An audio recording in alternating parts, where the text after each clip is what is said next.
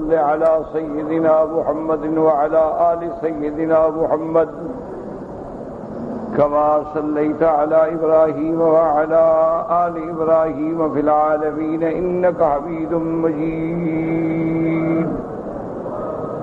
أعوذ بالله من الشيطان الرجيم. بسم الله الرحمن الرحيم. والله الذي أرسل الرياح فتثير سحابا فسقناه إلى بلد ميت فأحيينا به الأرض بعد موتها كذلك النشور.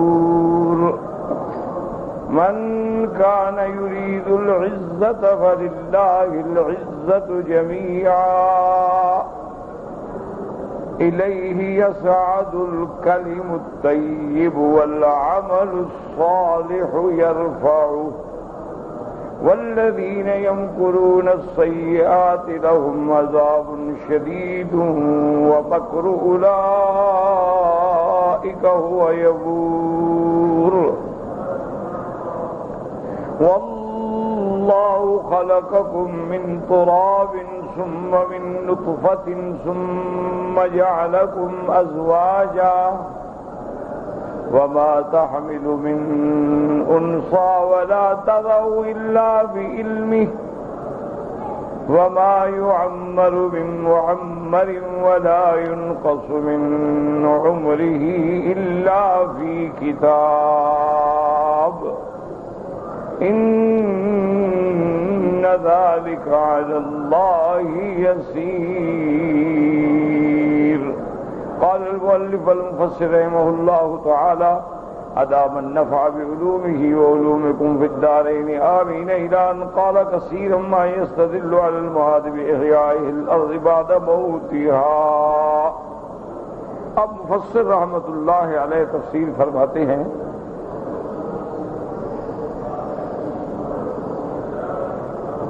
کہ قرآن پاک کے اندر مرنے کے بعد کی جو زندگی ہے یعنی حیات بعد الموت، بعث، معاد، قیامت، اس کے لیے فرماتے ہیں کہ زیادہ استدلال اسی چیز سے ہوتا ہے کہ دیکھیں اللہ نے زمین مردہ کو کیسے زندہ کیا. اس کی وجہ یہ ہے کہ زمین ہر وقت انسان کے سامنے ہے. دیکھو نا، آسمانوں کی بات ہو آپ نہیں سمجھ سکتے ہیں، ہر آدمی کا عقل نہیں پہنچ سکتا ہے کہ عالم فلکیات میں غور کرے، سیارات میں غور کرے، کواکب میں غور کرے، نجوم میں غور کرے، ان کی حرکات سے استدلال کرے قدرت خداوندی پر. یہ بڑا، لیکن زمین تو ہمارے سامنے ہے نا، اسی کے اوپر ہم زندہ ہیں، اسی پہ چلتے ہیں، ہمارے سامنے زمینیں خشک ہیں، بنجر ہیں، پانی برستا ہے، کھیتیاں نکلتی ہیں، سب ہم دیکھ رہے ہیں. تو ایک مردہ کا زندہ ہونا ہر وقت ہمارے سامنے ہے. تو اللہ اگر اس پہ قادر ہے تو بندے کو کیوں نہیں اٹھا سکتے؟ ایک چھوٹا سا بیج ڈال کے درخت بن جاتا ہے، ایک کھجور کی گٹھلی ڈال کے اتنی بڑی کھجور کا درخت نکل آتا ہے، تو بندے کو زمین میں گاڑ کے پھر بندہ نہیں پیدا ہو سکتا؟ کیا مشکل ہے؟ اس لیے فرمایا منہا خلقناکم وفیہا نعیدکم ومنہا نخرجکم تارۃ اخری.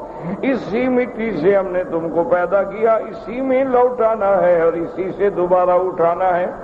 جیسے فرماتے ہیں کما فی اول سورۃ الحج ینبہ عبادہ وان یعتبروا بہذا علی ذلک، جیسے کہ سورۃ الحج کے اندر بھی اللہ تبارک و تعالی نے اپنے بندوں کو تنبیہ فرمائی ہے کہ اس پہ غور کرو، اس زمین کے اندر تم رہتے ہو، اس زمین کے اوپر تمہاری زندگی گزرتی ہے. فإن الأرض تكون ميتة لا نبات فيها، تم دیکھتے ہو کہ زمین مردہ ہو گئی، بنجر ہو گئی، خشک ہو گئی، جس میں کوئی ذرے کے برابر بھی آبادی نہیں.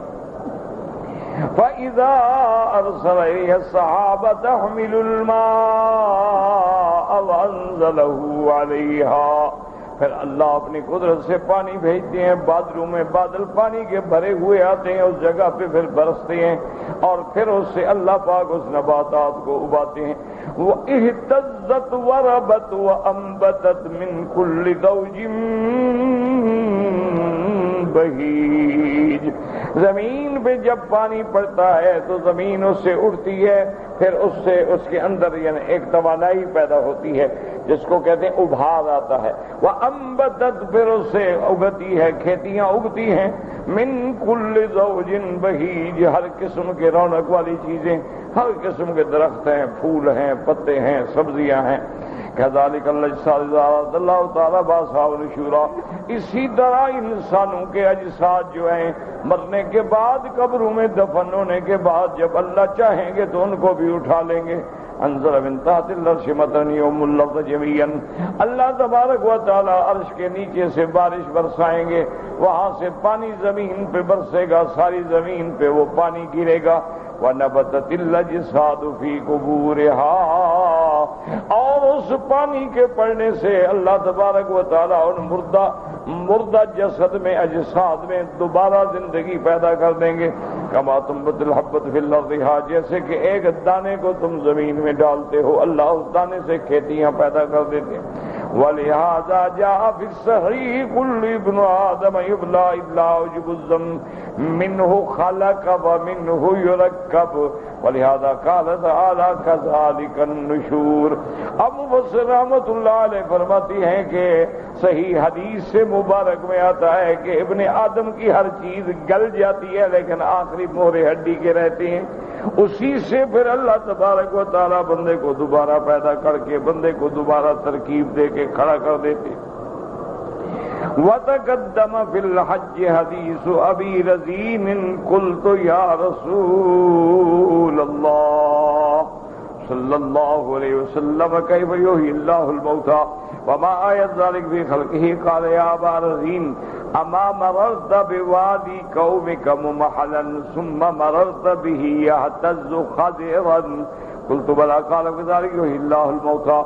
اس حدیث سے مبارک میں آتا ہے کہ حضرت ابی رزین صحابی ہیں رضی اللہ تعالیٰ عنہ فرماتی ہیں کہ میں نے حضور سے پوچھا کہ یا رسول اللہ صلی اللہ علیہ وسلم کیف یحیی اللہ الموتى، اللہ کس طرح مردوں کو اٹھائیں گے اور ان کے اٹھانے کی نشانی یا علامت یا طریقہ کیا ہوگا؟ آپ نے فرمایا ابا رزین کیا تم نے اپنے علاقے میں اپنے گاؤں میں اپنی وادی میں دیکھا ہے زمین پر گزرتے ہو زمین بالکل خشک ہو گئی ہے، بنجر ہو گئی ہے، پھر جاتے ہو تو زمین ماشاءاللہ ابھرنا شروع ہو جاتی ہے، پھر جاتے ہو تو زمین سے کھیتیاں نکلتی ہیں، تو جو اللہ اس پہ قادر ہے وہ اللہ انسانوں کو بھی دوبارہ پیدا کرنے پہ قادر ہے۔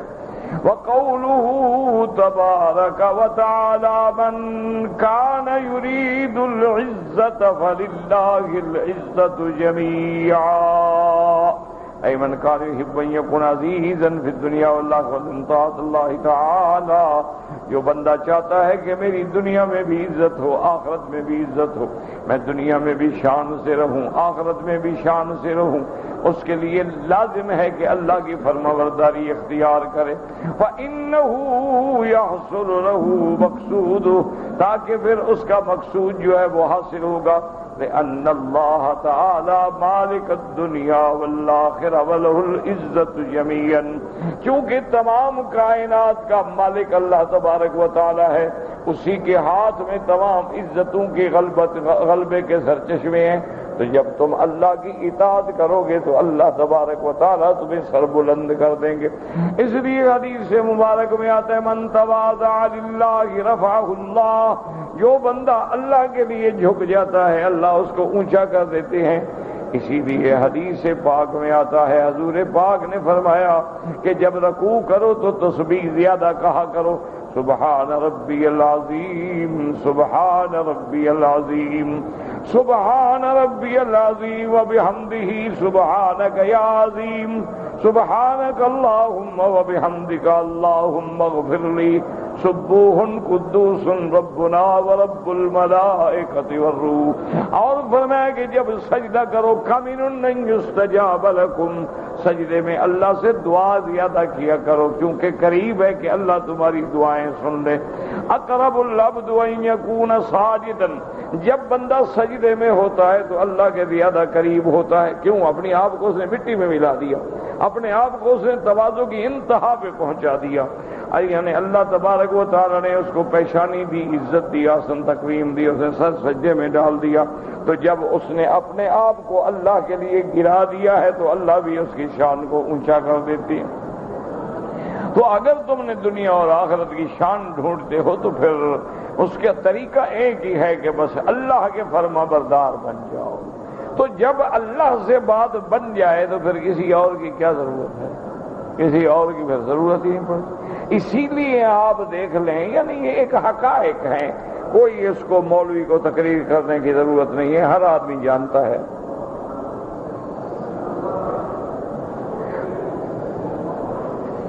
آج پوری دنیا پہ آپ نظر ڈال لیں، سب سے بڑے شان والے کون ہیں؟ انبیاء. جتنے اللہ نے نبی پیدا کیے، رسول پیدا کیے، سب سے بڑی شان. تو کیا ان کی شان کس لیے تھی کہ دنیا تھی ان کے پاس؟ وہ تو چند ایک بادشاہ گزرے ہیں، جیسے حضرت سلیمان، حضرت داؤد، حضرت یوسف، جن کو اللہ نے نبوت بھی دی اور سلطنت بھی دی. ورنہ تو تمام انبیاء علیہم الصلاۃ والتسلیم جو ہیں ان کا تو شان فخر تھا. انبیاء کے بعد دیکھیں درجہ ہے صحابہ، صحابہ کے بعد دیکھیں درجہ ہے تابعین، تبع تابعین، محدثین، فقہاء، علماء، اولیاء. ان سب کی اللہ نے جو اتنی شان بلند فرما دی ہے کہ تیرا اور میرا اپنی اولاد بھی کہنا نہیں مانتی. اللہ والوں کے دروازے پہ 2-2 ہزار آدمی پڑا ہوتا ہے خدمت کے لیے. اس کی چھوٹی سی مثال میں بتاؤں، ہمارے علاقے کے تھے ایک بہت بڑے مخدوم صاحب، فوت ہو گئے، اللہ مغفرت فرمائے. ان کو یعنی مخدوم الملک کا خطاب ملا تھا. یعنی اتنے بڑے آدمی تھے. اس زمانے میں انگریز خطاب دیتے تھے نا، کسی کو مسیح الملک، کسی کو مخدوم الملک، کسی کو شمس العلماء، کسی کو ڈاکٹر، کسی کو سر، یہ سارے. تو وہ بھی یعنی اتنے تھے کہ ان کو مخدوم الملک کا اعزاز ملا. تشریف لاتے تھے، حج پہ بھی آتے، عمرے پہ بھی آتے. ایک دفعہ وہ آئے، اللہ عالم عمرے کی بات ہے، حج کی مجھے یاد نہیں ہے. تو جب یہاں آئے تو ان کو دل میں خیال رہتا تھا بہرحال. تو والد صاحب رحمت اللہ علیہ کو بھی ملنے کے لیے درس میں تشریف لائے، کیونکہ ہمارے علاقے کے تھے. ان کے ساتھ سفر میں ایک پروفیسر ہوتے تھے، اللہ عالم اب زندہ ہیں یا فوت ہو گئے اللہ عالم. قادری صاحب پروفیسر تھے ایک کالج میں، ویسے عالم تھے، والد صاحب کے شاگرد تھے. وہ بھی مخدوم صاحب کے ساتھ تھے.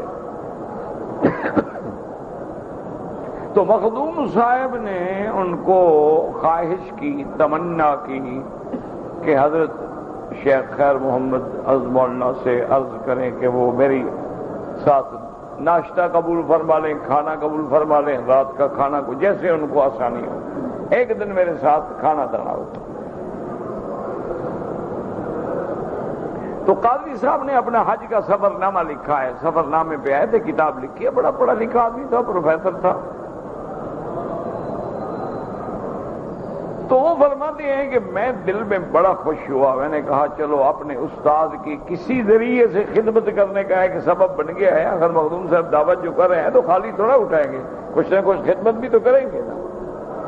جب کسی بزرگ کو بلایا جاتا ہے تو اس کو خالی تو کوئی نہیں بھیجتا.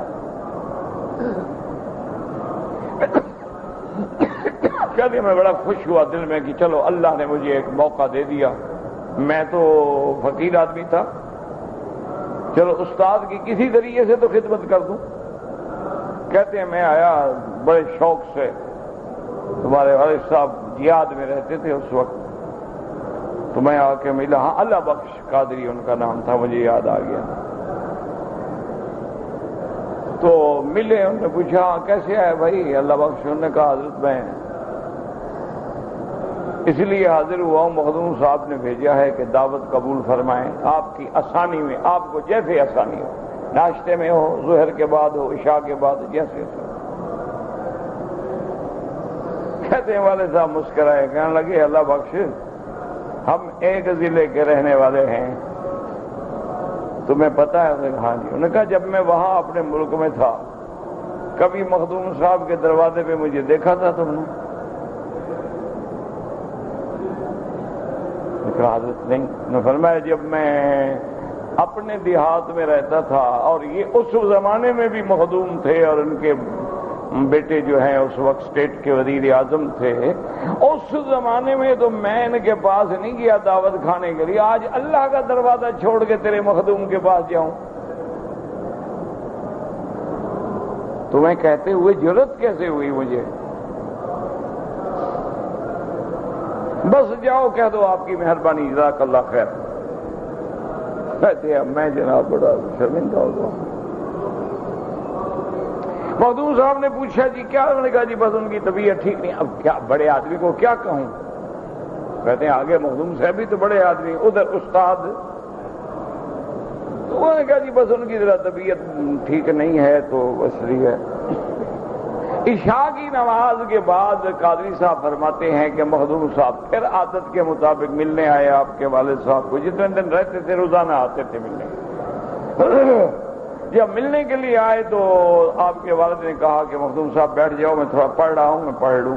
تو 5-10 منٹ پڑھ لیا، اس کے بعد کہا کہ قادری کو آپ بھیجا تھا آپ نے دعوت کے لیے، آپ کی بڑی مہربانی، لیکن میں تمہارے علاقے میں اور اس ملک میں رہ کر تیرے دروازے پہ کبھی نہیں آیا، تمہیں یہ کیسے خیال آ گیا کہ میں اللہ کا کعبہ چھوڑ کے اب مخدوموں کے دروازے پہ آؤں گا؟ نہیں حضرت نہیں حضرت۔ انہوں نے کہا بات سنو مخدوم صاحب، ابھی ہم کھڑے ہوتے ہیں، تم مخدوم ہو اور 80,000 ایکڑ تمہاری زمین ہے اور میرے پاس تو کچھ بھی نہیں، اللہ کا نام ہے۔ ابھی کھڑے ہوتے ہیں، میری جوتی اٹھانے کے لیے کتنے لوگ دوڑتے ہیں اور تیرا جوتا کون اٹھاتا ہے؟ تم ابھی اپنی عزت بھی دیکھ لو، فقیر کی عزت بھی دیکھ لو۔ تیری جوتی نوکر اٹھائے گا، تیرا ملازم اٹھائے گا، اور میرے جوتے کے لیے سب دوڑیں گے کہ حضرت کی جوتے ہم اٹھا لیں، حضرت کی جوتے ہم اٹھا لیں، ہمیں سعادت مل جائے۔ انہوں نے کہا ٹھیک ہے حضرت، بس اگر آ جاتے نواز۔ انہوں نے کہا آ جانے کا کیا معنی ہے، تم آؤ میرے گھر آ کے ناشتہ کیا کرو، کھانا کھایا کرو۔ تو بہرحال کہنے کا مقصد یہ ہے کہ جب آدمی کا اللہ سے براہ راست تعلق ہو جائے پھر بندوں کی غلامی کا کیا معنی؟ ہمارا تو تعلق اللہ سے کمزور ہے، ٹوٹ گیا ہے، یا پھر منافقت ہے کہ کچھ دیر اللہ کے ساتھ کچھ بندوں کے ساتھ، ادھر بھی منہ مار لیا ادھر بھی منہ مار لیا۔ لیکن جو اولیاء اللہ ہوتے، اسی لیے کہتے ہیں نا اولیاء اللہ، اسی لیے کہتے ہیں ولی اللہ، کیا معنی؟ اللہ کا دوست۔ جب وہ اللہ کا دوست بن گیا تو پھر بندوں کی کیا ضرورت ہے اسے؟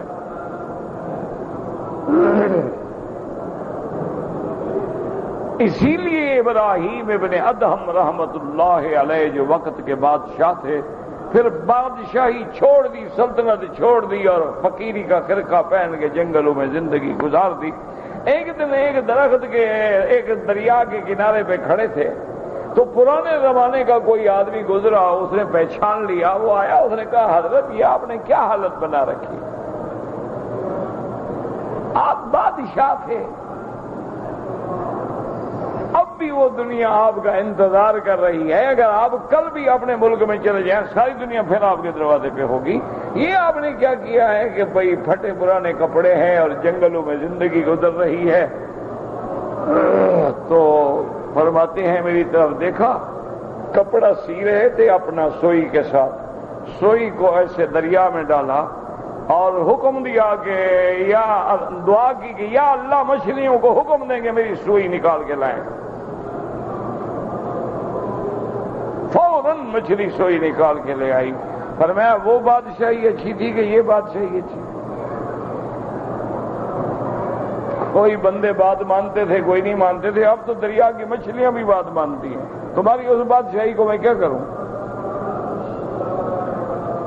تو اصل بات یہ ہے کہ ہم عزت ڈھونڈتے ہیں کافروں کے پاس کہ جی فلاں بڑی طاقت ہے، اس سے دوستی بن گئی نا تو بس پھر ہمارا ملک بن گیا، اس سے دوستی بن گئی تو ہماری وزارت پکی ہو گئی۔ جب ہم نے عزت کافروں سے ڈھونڈنی ہے، کافر تمہیں کیا عزت دیں گے؟ وہ تو تمہیں اور ذلیل کریں گے، وہ تو تمہیں اور جہنم میں ڈالیں گے۔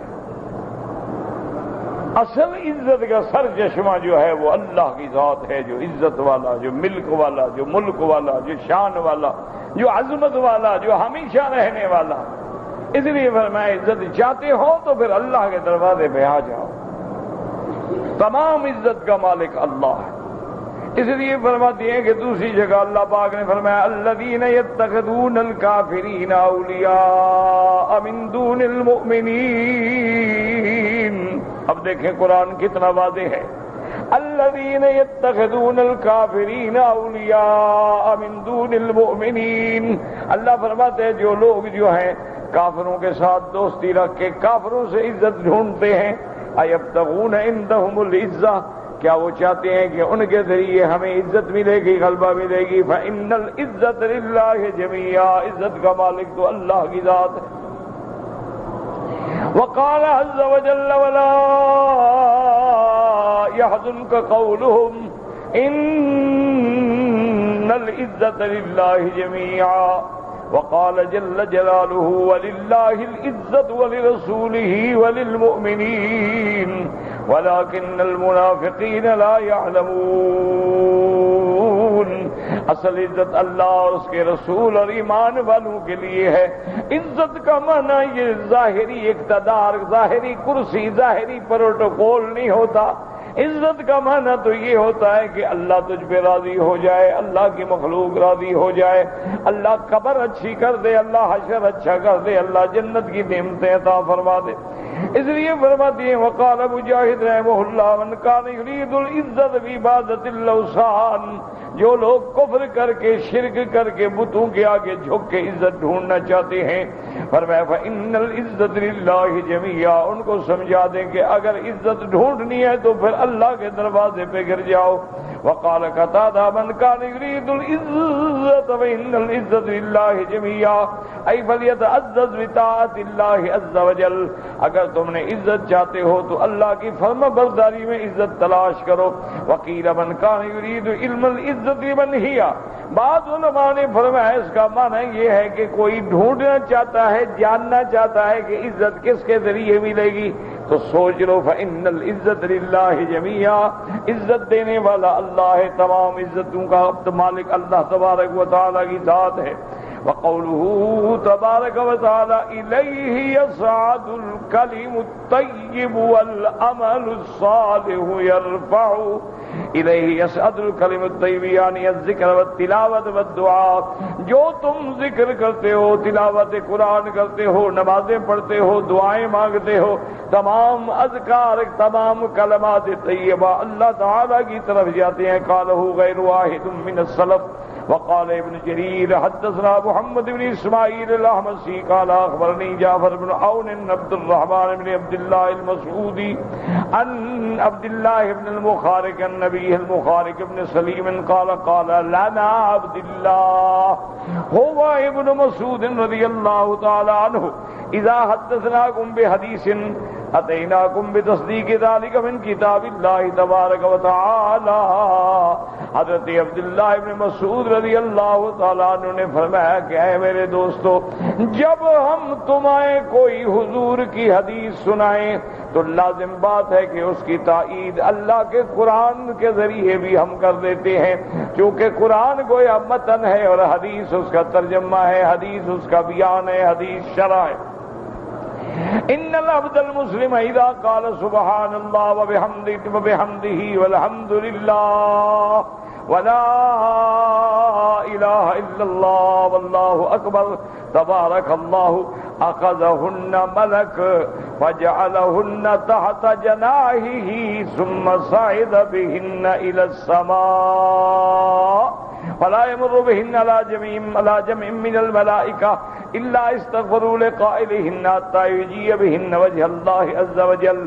حضرت عبداللہ ابن مسعود رضی اللہ تعالیٰ عنہ فرماتے ہیں کہ جب کوئی بندہ ایمان سے، ایقان سے، یقین سے، خلوص نیت سے کہتا ہے سبحان اللہ وبحمدہ والحمد للہ ولا الہ الا اللہ واللہ اکبر تبارک اللہ، اللہ کا فرشتہ ان کلمات کو لے کے اپنے پروں کے اندر چھپا کے اڑتا ہے آسمانوں کی طرف، اور جہاں جہاں فرشتوں سے گزرتا ہے ہر فرشتہ اس بندے جس نے یہ کلمات کہے تھے اس کے لیے استغفار کرتے ہیں، اللہ اس کے گناہ معاف فرما دے، اس کے درجات بلند کر دے، حتیٰ کہ پھر اللہ تعالیٰ کی خدمت میں جا کے پیش کرتا ہے۔ ثم قرأ عبداللہ رضی اللہ تعالی عنہ، پھر حضرت عبداللہ ابن مسعود نے یہ آیت دلیل میں پڑھی، الیہ یصعد الکلم الطیب والعمل الصالح یرفعہ، اسی کی طرف جاتے ہیں کلمات طیبہ۔ وحدثني يعقوب بن ابراہیم قال حدثنا ابن علیہ قال اخبرنا سعید بن الجریری ان عبداللہ بن شقیق قال قال كعب الأحبار إن لسبحان الله والحمد لله ولا إله إلا الله والله أكبر لدوي حول العرش كدوي النحل اذكرن لصاحبهن والأمر الصالح في الخزائن۔ وهذا إسناد صحيح إلى كعب الأحبار رحمة الله عليه وقد روى مرفوعا۔ حضرت کعب الاحبار فرماتے تھے کہ جب بندہ پڑھتا ہے سبحان اللہ والحمد للہ ولا الہ الا اللہ واللہ اکبر، یہ اللہ کے عرش کے ارد گرد گویا اسی تسبیح و تحمید و تکبیر کی آواز ہوتی ہے۔ یذکرن لصاحبہن، اس پڑھنے والے کے لیے یہ کلمات اللہ کے آگے درخواست کرتی ہیں، اور اس کے اعمال صالحہ جو ہیں وہ خزائن کے اندر محفوظ ہوتی ہیں۔ مفسر فرماتے ہیں کہ کعب احبار تک سند صحیح ہے۔ وقال الامام احمد حدثنا ابن نبیر قال حدثنا موسیٰ یعنی ابن مسلم الطحان عن عون ابن عبد الله عن نبيه وعن اخيه عن النعمان بن بشير رضي الله تعالى عنه قال قال رسول الله صلی اللہ علیہ وسلم الذين يذكرون الله من جلال الله من تسبیحه وتکبیره وتحمیده وتعلیله یتعاطفن حول العرش لهن دوی کدوی النحل۔ میرے آقا نے فرمایا جو لوگ اللہ کا ذکر کرتے ہیں، چاہے وہ اللہ تبارک و تعالیٰ کے نام کا ذکر کرتے ہیں اللہ اکبر یا لا الہ الا اللہ، یا اللہ کی تسبیح بیان کرتے ہیں سبحان اللہ، تکبیر بیان کرتے ہیں اللہ اکبر، تحمید بیان کرتے ہیں الحمدللہ، تحلیل بیان کرتے ہیں لا الہ الا اللہ یا لا حول ولا قوت الا باللہ، یعنی کوئی ذکر کرتے ہیں سبحان اللہ والحمدللہ سبحان اللہ وبحمدہ سبحان اللہ العظیم، جو بھی ذکر کرتے ہیں تو وہ یہ ذکر جو ہے وہاں پہنچتا ہے عرش کے ارد گرد، اور وہاں اس کی ایسی آواز ہوتی ہے جیسے شہد کی مکھیوں کی بنبناہٹ ہوتی ہے۔ وہ اللہ تبارک و تعالیٰ کے آگے کہنے والوں کو ذکر کرتے ہیں یا اللہ تیرے بندے نے یہ ذکر کیا، تیرے نام کو پکارا ہے۔ الا يحب احدكم الا يزال له عند الله شيئا يذكر به، آپ نے فرمایا کیا تم یہ نہیں چاہتے ہو کہ تمہارا عرش کے قریب ذکر ہوتا رہے؟ اگر یہ چاہتے ہو تو پھر اللہ کے ذکر کو بڑھا دو۔ الذين يذكرون الله قياما وقعودا وعلى جنوبهم ويتفكرون في خلق السماوات والارض ربنا ما خلقت هذا باطلا۔ اس لیے یاد رکھیں کہ جتنے اللہ کے اولیاء ہیں وہ فرماتے ہیں جو کچھ ہمیں ملا ہے اسی ذکر سے ملا ہے، اسی نفی اس بات سے ملا ہے لا الہ الا اللہ محمد الرسول اللہ، اسی ذکر میں ساری شان ہے، اسی ذکر میں ساری عظمت ہے، اور اس ذکر سے پھر زبان بھی پاک، بدن بھی پاک، دل بھی پاک، اور براہ راست عرش سے تعلق جڑ جاتا ہے۔ وهكذا رواه ابن ماجه عن ابي بشر بكر بن خلف بن يحيى بن سعيد القطان عن موسى بن مسلم الطحان عن عون بن عبد الله بن عتبة بن مسعود ان النبي او ان اخيه عن النعمان بن بشیر رضی اللہ تعالی عنہ. یاد رکھیں جتنا ہو سکے چلتے پھرتے اٹھتے بیٹھتے ہر حال میں اللہ کا ذکر کیا کرو. وضو ہے نہیں ہے کوئی بات نہیں, بغیر وضو بھی ہے کہ ہر حال میں ذکر کرے. ذکر تو ایسی چیز ہے کہ آدمی ہر حال میں کر سکتا ہے. اس لیے چلتے پھرتے سبحان اللہ سبحان اللہ سبحان اللہ الحمدللہ الحمدللہ اللہ اکبر لا الہ الا اللہ. یا امام بخاری نے جہاں اپنی کتاب ختم فرمائی کلمتان حبیبتان الی الرحمن خفیفتان علی اللسان ثقیلتان فی المیزان, فرمایا دو کلمات ایسے ہیں اللہ کو محبوب ہیں, میزان میں بھاری ہیں, زبان پہ بڑے ہلکے آسان ہیں. سبحان اللہ و بحمدہ سبحان اللہ العظیم سبحان اللہ و بحمدہ سبحان اللہ العظیم. یہ بہت بڑی نعمتیں ہیں, یاد رکھو. لیکن بدقسمتی یہ ہے کہ ہمیں آج کل کوئی پیر بتلا دے نا کوئی وظیفہ, کوئی ایسا انتر منتر جنتر, وہ تو کرتے رہیں گے, ایک ٹانگ پہ کھڑے ہو کے بھی کریں گے, لیکن جو حضور نے فرمایا وہ نہیں کریں گے. یہ بدقسمتی ہوتی. کوئی پیر بتلا دے نا جی ایسے کوئی گھڑن تو پیروں کے تو وظیفے ایسے ہوتی ہے نا, جو آج کل پیر ہے میرے جیسے جو اللہ والے ہیں وہ تو سر اللہ والے ہیں نا, ان کی تو کوئی بات ہی نہیں ہے. ان کی تو وہ تو اولیاء اللہ ہیں, وہ تو اللہ کے دوست ہیں, ان کو کون چھیڑتا ہے. تو یہ لوگ تو بس ایسے بتا دیتے ہیں نا جی بس تم یہ کرو اور تم یہ کرو اور تم یہ کرو. وہ ایک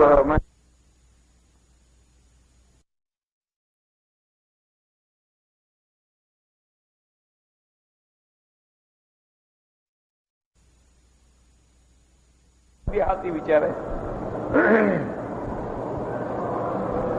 وہ اپنے پیر کے پاس گیا اور اس نے کہا کہ حضرت میرا ایک مخالف ہے, اس نے میری زمین بھی چھین لی ہے اور اب مجھے کہتا ہے کہ اس بستی کو بھی چھوڑ دو, ایک گھر سے بھی نکل جاؤ. میں بڑا پریشان ہوں, مہربانی کر کے میری مدد کریں. اس نے مجھ پہ بڑا ظلم کیا ہے, بڑا ستایا ہے. کوئی ایسا تعویذ دینا کہ بس میرا دشمن جو ہے وہ مر جائے, گل جائے اور سڑ جائے. پیر صاحب نے کہا کہ بھائی بات تو بڑی مشکل ہے, لیکن بہرحال تم ایسا کرو کہ ایک تو پستہ چھوٹا کتا ہو لیکن رنگ اس کا کالا ہو,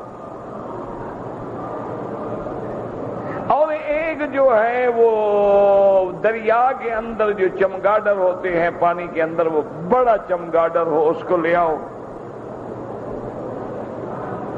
اور پھر یہ ہے کہ میں تو تمیز تمہیں لکھ کے دے دوں گا, تو وہ تعویذ اس چمگاڈر کے منہ کے اندر بند کریں گے, پھر اس کا قیمہ بنا کے اس کتے کو کھلاؤ, پھر اس کتے کو بھی مار ڈالو, پھر اس کو مار کے ٹکڑے ٹکڑے کر کے قبرستان کی کسی پرانی قبر کے ساتھ جا کے دفن کر دو.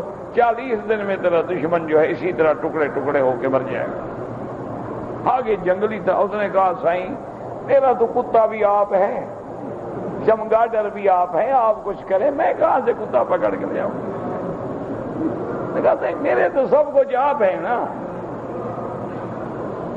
تو یہ تو حال ہے, اللہ معاف کرے, اللہ معاف کرے, اللہ معاف کرے. انا للہ و انا الیہ راجعون. یاد رکھو جو لوگ جادو کے ذریعے, سحر کے ذریعے, نظر بد کے ذریعے یا ایسے منتروں کے ذریعے کسی دوسرے بندے کو, کسی مسلمان مرد کو, عورت کو, بچے کو نقصان دیتے ہیں, اللہ ان کی دنیا آخرت تباہ کر دیتا. کسی مسلمان کو بلا وجہ تکلیف دینا اللہ تو جانتا ہے نا, ایسی پکڑ آتی ہے نا خدا کی کہ پھر ایسے بندے بچ نہیں سکتے, ایسے ذلیل ہو جاتے ہیں کہ پھر پوری دنیا کے اندر وہ نمونہ بن جاتے ہیں عبرت کا. آپ نے دیکھا ہوگا, اللہ معاف کرے, اللہ معاف کرے, یہ جتنے منجم ہیں, نجومی ہیں, جفر والے, رمل والے, اعداد والے, یہ سب لوگ دیکھیں فٹ پاتھوں پہ بیٹھے ہوئے ہیں, 5 روپے, 2 روپے, 1 روپیہ, 4 روپے. کوئی بڑی ترقی کر گیا تو اوپر بورڈ لگا کے بیٹھ گیا. اس جب تمہارے پاس اتنا بڑا علم ہے، اتنا بڑا عمل ہے، اتنے بڑے معلومات ہیں، بدبخت تم اپنے ستارے کو تو گردش سے نکالو۔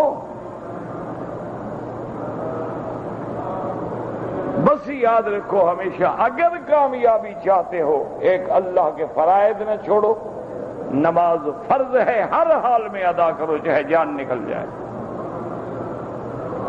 زندگی میں حج ایک دفعہ فرض ہے، اگر پیسے والے ہو ہر حال ادا کرو۔ اگر صاحب نصاب ہو زکوٰۃ فرض ہے، ہر حال میں ادا کرو۔ والدین کی ہر حال میں فرما برداری کرو۔ اپنی بیوی بچوں کے حقوق ادا کرو، اور چلتے پھرتے سبحان اللہ، الحمدللہ، لا الہ الا اللہ، اللہ اکبر، حضور پاک پہ درود شریف، استغفار، اس سے بڑا کوئی وظیفہ ہی نہیں ہے دنیا میں۔ تمہیں کسی پیر کی ضرورت نہیں، تم خود پیر ہو انشاءاللہ۔ بس یہ ہے، جتنا ہو سکے درود شریف، جتنا ہو سکے کلمہ شریف، جتنا ہو سکے سبحان اللہ والحمدللہ، سبحان اللہ وبحمدہ، سبحان اللہ العظیم، بس اس کے ساتھ اپنا دل لگا لو۔ یہ تمہاری ایسی زبان پہ چڑھ جائے کہ نیند سے آدمی اٹھے تو پھر بھی کہے سبحان اللہ، عادت ثانیہ بن جائے، پھر دیکھیں انشاءاللہ اللہ تبارک و تعالیٰ دنیا اور آخرت میں آسانیاں پیدا فرما دیں گے۔ حضور پاک سے بڑی کون ذات ہے؟ جب حضور نے بتا دیا پھر کسی پیر کے پاس جانے کی کیا ضرورت ہے؟ وَالْعَمَلُ الصَّالِحُ يَرْفَعُهُ قال علی بن ابی طالب رضی اللہ عنہ والکلم الطیب ذکر اللہ تعالی۔ کلمات طیب سے مراد کیا؟ الکلم الطیب کیا معنی؟ اللہ کا ذکر، یصعد بہ الی اللہ عز وجل، وہ اللہ کی طرف جاتے ہیں۔ والعمل الصالح سے کیا مراد ہے؟ ادا الفریضۃ، سب سے پہلے فریضے ادا کرو۔ یہ نہیں ہے کہ رات کو نفلیں پڑھو اور فرض ادا نہ کرو، 12 ربیع الاول کو میلاد مناؤ اور فرض چھوڑ دو، یہ کوئی محبت نہیں حضور سے۔ حضور سے محبت ہے تو نمازی بنو جو حضور معراج کی رات لائے ہیں۔ جب تم نماز پڑھو گے تو اس سے بڑا عشق کیا ہے؟ ہر نماز میں کہو گے السلام علیک ایھا النبی ورحمۃ اللہ وبرکاتہ، ہر نماز میں کہو گے اللہم صل علی محمد وعلی آل محمد کما صلیت علی ابراہیم وعلی آل ابراہیم فی العالمین انک حمید مجید۔ فرض پڑھو گے تو صلاۃ و سلام ہے، واجب پڑھو گے، سنت پڑھو گے، نفل پڑھو گے، تہجد پڑھو گے، اشراق پڑھو گے، ابابین پڑھو گے، دعا پڑھو گے۔ ایک دن میں کتنی دفعہ حضور پہ صلاۃ و سلام بھیجو گے؟ ہاں، اور جو آدمی صرف 12 ربیع الاول کو یاد کرے، اس کے بعد جناب فی امان اللہ، بس یہ 12 ربیع الاول منا لیا، حضور راضی تو اللہ راضی۔ جو فرض کا تارک ہے اس پہ حضور کیسے راضی ہو جائیں گے؟ جو نماز کا تارک ہے وہ تو ائمہ کے نزدیک کافر ہے، کافر سے حضور کیسے راضی ہو جائیں گے؟ جو سود خوار ہے وہ تو اللہ کا دشمن ہے، فاذنوا بحرب من اللہ ورسولہ، اس سے میلاد منانے سے کیسے اللہ راضی ہو جائیں گے، حضور راضی ہو جائیں گے؟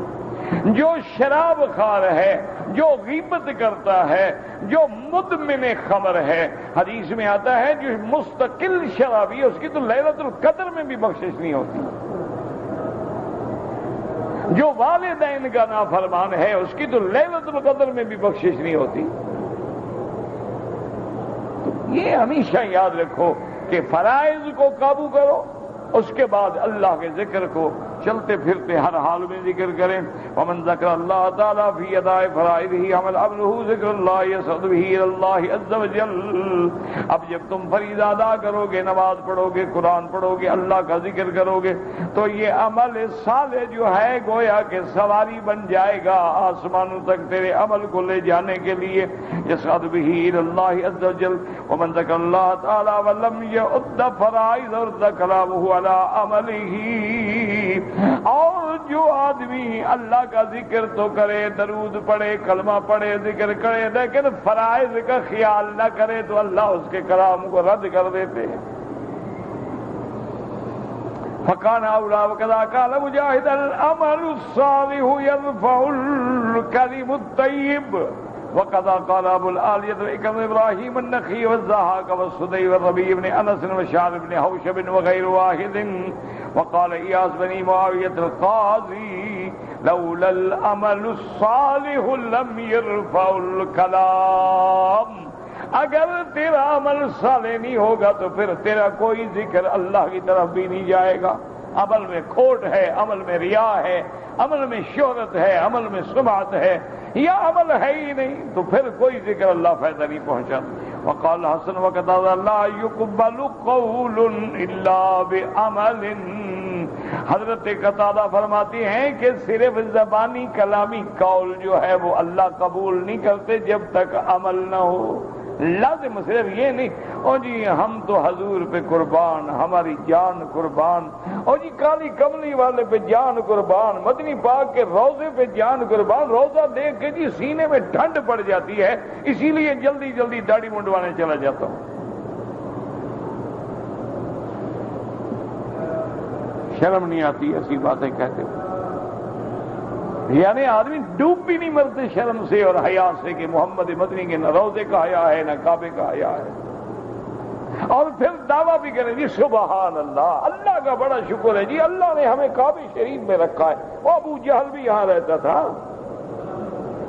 تمہیں کعبے شریف میں رکھا ہے، ابو جہل نے تو کعبہ بنایا تھا، ابو جہل نے تو کعبہ بنایا ہے، کعبے کی تعمیر کی ہے، اس میں پیسہ لگایا ہے، تو پھر ابو جہل جنت میں چلا جائے گا۔ ابھی لہب، عتبہ، عتیبہ، شیبہ، رویہ، جتنے جہنم کے سردار ہیں وہ تو سارے کعبے میں رہتے تھے، تو کعبے میں رہنے سے کیا ہو جائے گا؟ اسی لیے بزرگوں نے کہا ہے نا کہ خرے عیسیٰ اگر بمکہ رود ہنوز خر باشد، عیسیٰ علیہ السلام کے گدھے کو جو مکے میں لے آؤ تو گدھا گدھا ہی رہے گا، مکے میں آنے کے بعد گھوڑا تو نہیں بن جائے گا۔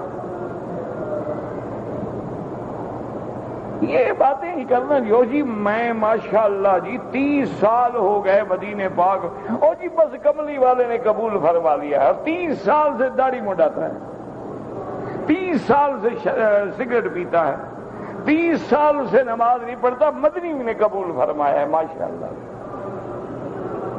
خدا کا خوف کرو، اللہ کا خوف کرو۔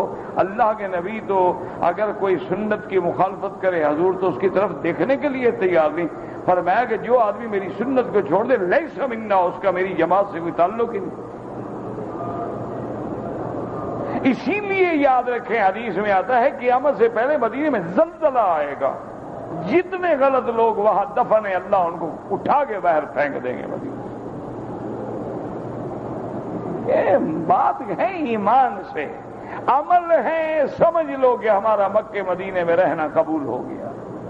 بے نمازی تھا نمازی بن گیا، بے دین تھا دین والا بن گیا، چور تھا اب امانت والا بن گیا، غدار تھا وفادار بن گیا، منافق تھا مومن بن گیا۔ سمجھ لو الحمدللہ میرا مکے مدینے میں آنا اللہ نے قبول کر دیا۔ اور اگر جیسے تھا اس سے بھی کوئی 2 قدم حضرت اور آگے بڑھ گئے ہیں تو سمجھ لو کہ اللہ نے ٹھکرا دیا۔ سیدھی سی بات ہے، ہمیشہ یاد رکھ لیں اور دعا کریں کہ اللہ تبارک و تعالی ہمیں حرمین الشریفین کا صحیح معنی میں قدر کرنے کی توفیق دے۔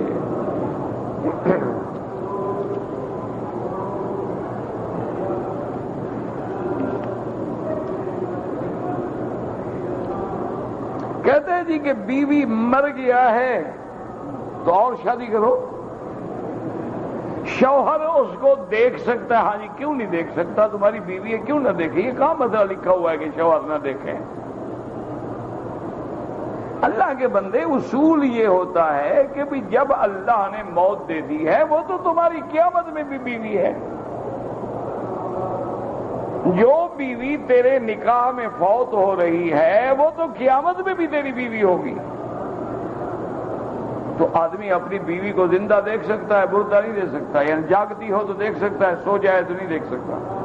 اچھا مسئلہ ہے وہ تو ایک طریقہ ہے کہ اگر عورتیں موجود ہیں عورتیں غسل دیں، اب خامد کا کام نہیں ہے، اب یہ عورتوں کا کام نہیں ہے تو نہیں۔ اچھا اگر کوئی عورت گھر میں نہ ہو کون غسل دے گا؟ خاوند دے گا۔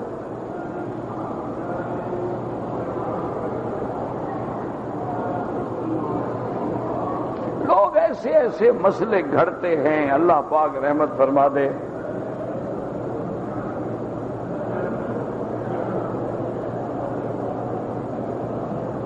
حضرت عیسیٰ آسمان سے کیا نازل ہوتا ہے؟ عیسیٰ علیہ السلام نازل ہوتا ہے، اور کیا نازل ہوتا ہے؟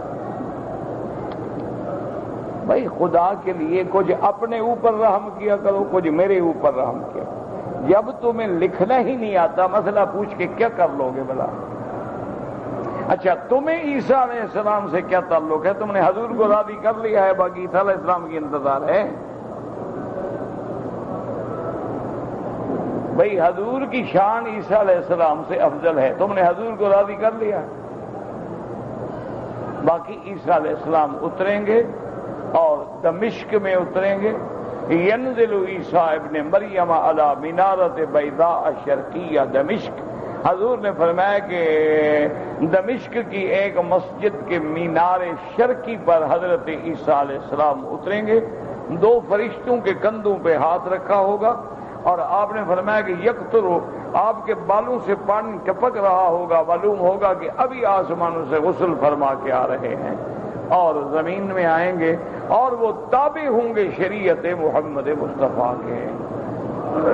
وہ مسئلہ پوچھو کہ جو اس کا تمہیں تعلق بھی ہو، جانتا بھی ہو۔ اچھا کعبہ کا گھار میں کوئی چیز ہے کہ نہیں ہے؟ گھار میں کون سے کعبہ کے گھار میں؟ کعبہ کے گھار میں، یہ کعبہ خود گھر ہے، اور کیا گھر؟ کعبہ تو خود گھر ہے، اولا بیت وضع للناس للذی ببکۃ مبارک، اس کے اندر کوئی پیر شیر نہیں، کوئی قبر نہیں۔ تم بلا وجہ تکلیف نہ کرو، نہ ڈھونڈو۔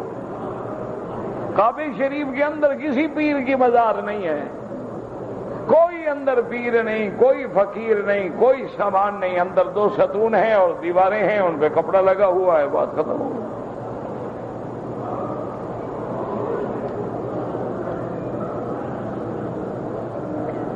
جنت میں شیطان کیسے گھس گیا؟ جیسے ہم مکے میں گھس گئے۔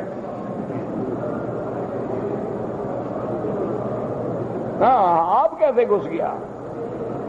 تو جیسے ہم مکے میں گھس گیا، شیطان بھی گھس گیا۔ شیطان جنت میں جناب نہیں گھس گیا، فوسوس الیہ الشیطان، شیطان نے وسوسہ ڈالا، یہ تھوڑا ہے کہ وہ گھس گیا۔ اللہ کا قرآن موجود ہے، اور شیطان کہیں سے بھی بیٹھ کے دل و دماغ میں وسوسہ ڈال لیتا۔ فوسوس لہم الشیطان، شیطان نے وسوسہ ڈالا دونوں کے دل میں۔ یہ تو لوگوں نے بنا رکھا ہے، شیطان گھس گیا، وہ سانپ پہ داخل ہو گیا، سانپ اندر چلا گیا۔ تمہارے چوکیدار سانپ کو مار دیتے ہیں، اللہ کے چوکیدار کمزور تھے، سانپ جنت میں گھس گیا۔ اچھی بات ہے بھائی، کیا کرے آدمی؟ اب جواب نہ دے تب مصیبت، جواب دے تب مصیبت۔ جمعہ کے دو خطبوں کے دوران میں ہاتھ اٹھا کے دعا، ہاتھ نہ اٹھائیں، دعا کر سکتے ہیں دل میں، لیکن خاموش رہیں۔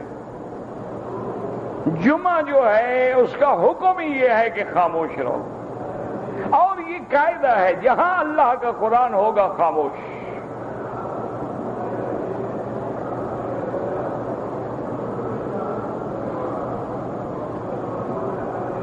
زمزم سے چائے بنا سکتے ہیں، بالکل جناب بنائیں، اس کے بغیر تمہاری چائے نہیں بنتی تو زمزم سے بنا لیں، کوئی بات نہیں، کوئی مسئلہ نہیں۔ اگر دوسرا پانی موجود ہے تم نے ضروری زمزم سے بنانی ہے، ویسے پانی ہے، چائے بناؤ، گوشت بناؤ، کھانا بناؤ، غسل فرماؤ، وضو فرماؤ، کچھ کرو۔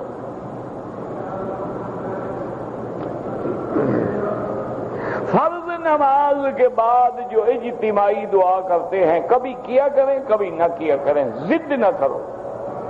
دعا تو ہمیشہ ہوتی تھی، صحابہ بھی کرتے تھے، حضور بھی کرتے تھے، لیکن ہاتھ اٹھا کے مل کے اجتماعی دعا نہیں ہوتی تھی، اپنی اپنی دعا ہوتی تھی۔ لیکن جماعت پر بھی اللہ کا ہاتھ ہے، ید اللہ علی الجماع۔ اور اسی طرح حدیث میں آتا ہے کہ اذا ذکرتنی فی ملأ، جب تمہیں جماعت میں ذکر کرو گے تو میں تمہیں بہتر جماعت میں یاد کروں گا، اور جب تم مجھے اکیلا یاد کرو گے تو اللہ بھی تمہیں اکیلے میں یاد کریں گے۔ تو اس میں کوئی فرق نہیں پڑتا، لیکن یہ ضد ہو گئی ہے کہ ایک بالکل نہیں مانگتے، ایک تین تین دفعہ مانگتے ہیں، ایک دعا پہ اعتبار ہی نہیں ہے۔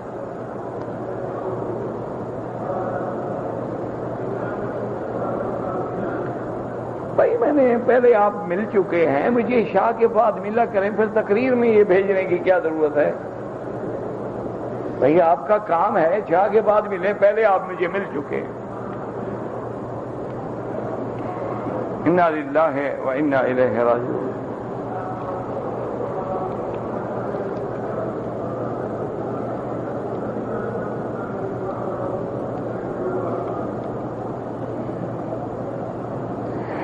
دو آدمیوں نے آپس میں رشتہ کیا، ایک نے اپنی لڑکی کا نکاح کر دیا، دوسرے بھی اپنی لڑکی کی شادی کر دی.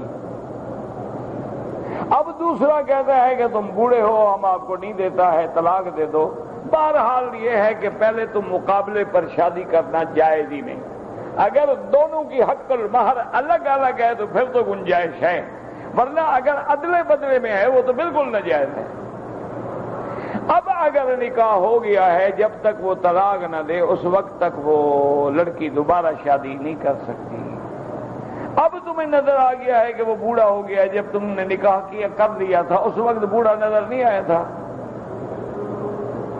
بہرحال اب اس کو راضی کرو، طلاق لو، ورنہ کوئی حل نہیں. شریعت میں جب تک خامن طلاق نہیں دے گا وہ کسی دوسری جگہ عورت شادی نہیں. اس لیے یہ سب ہمارے جہالت کی باتیں ہوتی ہیں. بچپن میں شادی کر دیتے ہیں، ابھی 2 سال 5 سال عمر ہے، دونوں والدین نے دعا. اللہ کے بندے لڑکوں کو بالغ ہونے دو، ان سے رائے لو، ان سے مشورہ کرو، ان سے پوچھو کہ بھائی تمہارا رشتہ فلاں جگہ کرنا چاہتے ہیں. عورت ہے ماں پوچھ لے، لڑکا ہے باپ پوچھ لے، بھائی پوچھ لے، دوست پوچھ لے کہ بھی تمہارے والدین تمہارا رشتہ فلاں جگہ کرنا چاہتے ہیں تو راضی ہو. اسی لیے اسلام کہتا ہے کہ رشتے سے پہلے خطیب جو ہے وہ اپنی مخطوبہ کو دیکھ بھی سکتا ہے تاکہ بعد کے اندر شرمندگی اور ندامت حاصل نہ ہو. اور یہ اپٹے سٹے سب چیزیں جو ہیں شریعت میں منع ہیں، ناجائز ہیں، اور بلا وجہ اپنے آپ کو مصیبتوں میں اور عذاب میں نہ ڈالا کرو. اللہ آپ کو بھی اور مجھے بھی اور ہر مسلمان کو ہر قسم کے عذاب سے بچائے، اپنی اور اپنے پاک نبی حضرت محمد مصطفیٰ کی نافرمانی سے بچائے. یا اللہ ہمیں اپنی اور حضور کی محبت نصیب فرما. یا اللہ صحابہ اور اہل بیت کی محبت نصیب فرما. یا اللہ اولیاء اللہ محدثین فقہاء علماء کی محبت نصیب فرما. یا اللہ ان کا ادب اور احترام نصیب فرما. یا حرمین الشریفین کی محبت نصیب فرما. حرمین الشریفین کے ثمرات و برکات نصیب فرما. حرمین الشریفین کے آداب نصیب فرما. یا اللہ بیماروں کو شفا عطا فرما. یا اللہ بے حیاؤں کو حیا عطا فرما. یا اللہ بے دینوں کو دین عطا فرما. یا اللہ بے اولادوں کو اولاد عطا فرما. قرض داروں کے قرض ادا فرما. جن کا رزق تنگ ہے ان کے رزق میں برکتیں عطا فرما. یا اللہ جن کے گھروں میں بچیاں ہیں ان کے رشتے آسان فرما، ان کے مستقبل روشن فرما. یا اللہ تیرے دین کے جتنی ادارے ہیں، مساجد ہیں، مدارس ہیں، معاہد ہیں، معابد ہیں، دین کے کام کرنے والے لوگ ہیں، تبلیغ والے ہیں، درس والے ہیں، قرآن والے ہیں، حدیث والے ہیں، سب کی حفاظت فرما. یا اللہ جو تیرے نام کو بلند کرنے کے لیے جہاد کرتے ہیں ان کی قدم قدم پہ نصرت فرما. یا اللہ مسلمان فلسطین میں ہے، عراق میں ہے، کشمیر میں ہے، افغان میں ہے، اراکان میں ہے، برما میں ہے، بنگلہ دیش میں ہے، پاکستان میں ہے، ہندوستان میں ہے. یا اللہ عرب میں ہے، عجم میں ہے، ان کی جان مال آبرو عزت کی حفاظت فرما. یا اللہ مسلمانوں پہ رحم فرما. یا اللہ عالم اسلام پہ رحم فرما. یا اللہ اپنے عذاب رفع فرما. یا اللہ اپنے عذاب رفع فرما. یا اللہ ہم اپنے گناہوں کا اقرار کرتے ہیں، ہمارے گناہ معاف فرما دے. اللہم لا تہلکنا بذنوبنا، اللہم لا تعذبنا بذنوبنا، اللہم لا تمنع عنا بذنوبنا فضلک. یا الہ العالمین اپنے شان کرم اور رحم کا معاملہ فرما. یا کریم اکرمنا، یا رحیم وارحمنا. حسبنا اللہ ونعم الوکیل، نعم المولا ونعم النصیر.